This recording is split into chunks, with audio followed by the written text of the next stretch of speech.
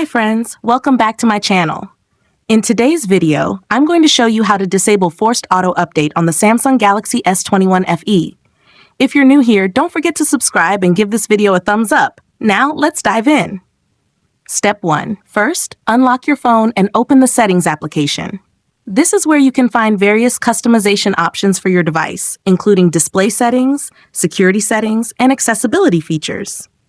Step 2. Now, locate the search icon in the top right corner and tap on it. The search feature makes it much easier to find specific options without having to scroll through multiple menus manually. Step 3. In the search bar, type Software Update. Tap on the result that says Software Update. Once you're inside, look for an option that says Auto Download over Wi-Fi.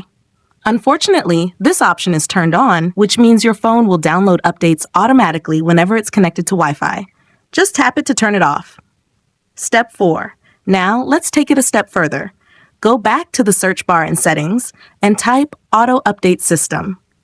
If you don't see this option, you'll first need to enable Developer Options. Here's how to do that.